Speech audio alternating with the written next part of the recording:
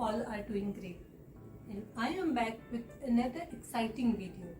Recently I went to Malaysia for my vacation, for which I have already posted a video on my channel.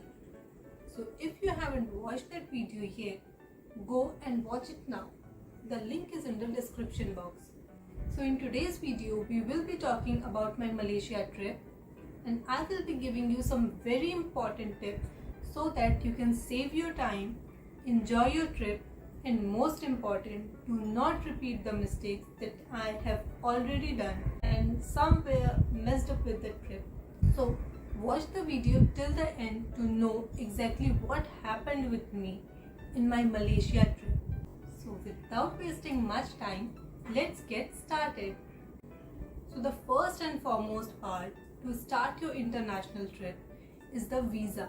You should apply your visa 3 to 4 weeks before you are planning to travel, because the visa process, it will usually take 5 to 7 working days to get your visa approved. The second most important thing is to book your flight tickets. The flight ticket to Malaysia are quite cheap, so do your booking well in advance, and I would suggest at least you should do 1 to 2 months before if possible, or else the ticket fare can be increased to double the normal amount. And also make sure you are booking your tickets in a good airline. We booked our tickets with AirAsia, and to be frank, the experience was not good. It was always delayed, which took our most of the time on airport itself, and above that they were not even informing us about the delayed timing. So the next point is the SIM. As soon as you reach Malaysia, you need their local SIM so that you can have access to internet, local calls, and also international calls. I would suggest you to not take the SIM from the airport, especially before immigration, because in immigration you will get long queues, and if you are going on the peak time, the queue will be even more longer. So make sure you save your time and go straight to the immigration section first to get your immigration things done, and later you can take the SIM from the city. So the SIM that we took was DigiSIM. The SIM was very good, and we never faced any network issue or any kind of issue with the SIM. You will need your passport, and that is sufficient as the ID proof to take the SIM. The cost of the SIM starts from as low as 10 ringgit. You can choose any package based on your travel plans. The one that we took was valid for 30 days, had 30 GB data, and the cost was 35 ringgit. Once you are done with the immigration, now you want to go out of the airport, for which you need to book cab.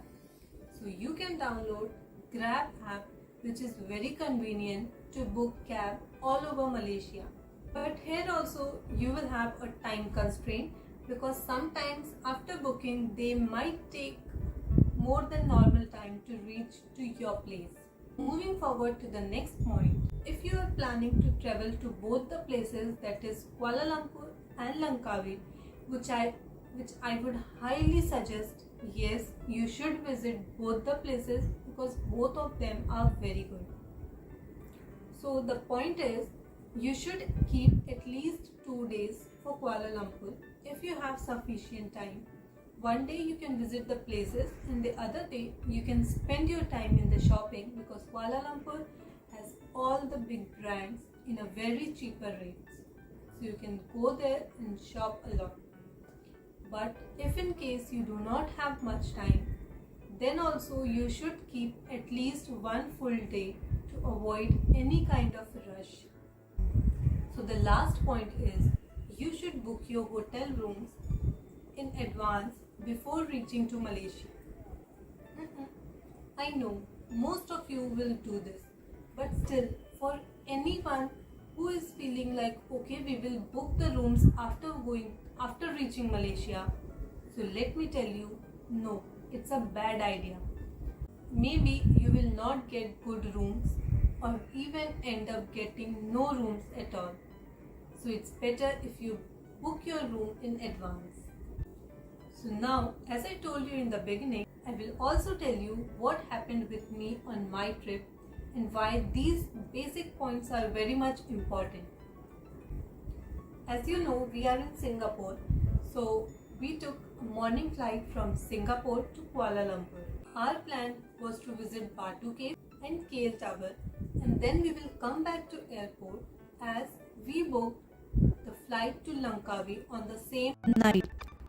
So this was our first mistake, that we booked the same day flight to Langkawi, because we thought we can cover these two places in the time that we have. As soon as we landed and came out of the flight, we saw the SIM shop and we were very happy because we are getting the SIM just now. So we went there, we got the SIM. The process to take the SIM was not that hectic, it was very easy, and we got the SIM. After getting the SIM, as soon as we went to the immigration section, we saw a huge queue, because I guess we were the last one to reach that place from our flight. So the immigration took around 1 to 1.5 hours. So by the time we end up doing the immigration section, we were very hungry. So we decided to take something to eat and then we will book the cab. Being vegetarian, we were having a lot of issues to find anything vegetarian to eat, so that also took some time. Then we booked a cab, but the cab again took around 30-40 minutes to come to the airport, and from there we were going to KL Tower, which again took another 1 hour to reach the KL Tower. And if you are going in the peak season, you may get some traffic and the time may delay. After reaching KL Tower, we realized we don't have sufficient time to go to Batu Caves also. So now at this point, we can go to only one place, either Batu Caves or KL Tower. But we were already standing in the KL Tower, so we thought we'll go to KL Tower and we will drop the plan for Batu Caves. Now, when we were heading towards the ticket counter to book our ticket for the KL Tower glass desk that you would have seen in so many Instagram pages, Instagram pics, it's kind of observation deck. So you need to book the tickets for that. So as we were heading to the ticket counter, we again bumped into another issue, another problem, and that was thundering.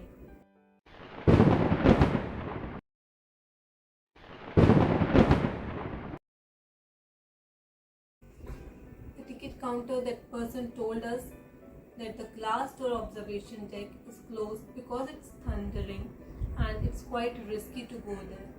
So we cannot go to the glass observation deck. Again, it was a very bad news for us, but at that point we didn't have any choices. So we went to the observation deck. That was a closed room, and from there you can observe the city.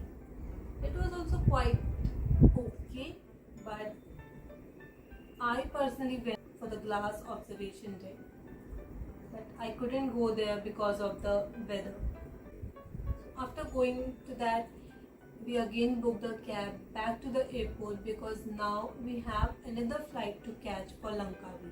After reaching the airport, we can see that the flight was delayed for another 4 hours, and we didn't get any message, any information from the airline before. When we reached the airport, then only we got to know, and that too we have to inquire, and then we got to know. From the airline, there was no message, no information for us. So that was very bad experience, because if they would have told us before only, if they would have sent just a simple message that the flight is delayed, maybe we would have gone to Batu Caves as well. But we were not able to go to the Batu Caves because we were already on the airport, and from the airport it was very difficult. Actually not difficult, it was not possible itself to go again to the Batu Caves because it will take around 2 hours travel. So we spent our 4-5 hours on airport itself, just roaming here and there because we didn't have any options to do. So that was all about our Malaysia trip. So the mistakes that I have done, I thought it will be beneficial for you guys if you know these points well in advance, so you can book your tickets, you can book everything. You at least keep one full day for your Kuala Lumpur trip so that you do not have any rush. We reached Langkawi and the Langkawi trip was very good, but we didn't have any kind of issues and all, no problems, no issues at all. So it was quite good experience in Langkawi. We did mangrove tour as well, and the mangrove tour is a must visit. Like, you must go there. It was very unique, very beautiful. I have already posted a video for the mangrove tour on my channel, so if you haven't watched, go and watch it now. The link is in the description box below.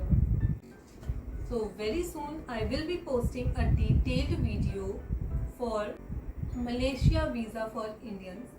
So there I will tell you about all the steps and how you can book your visa.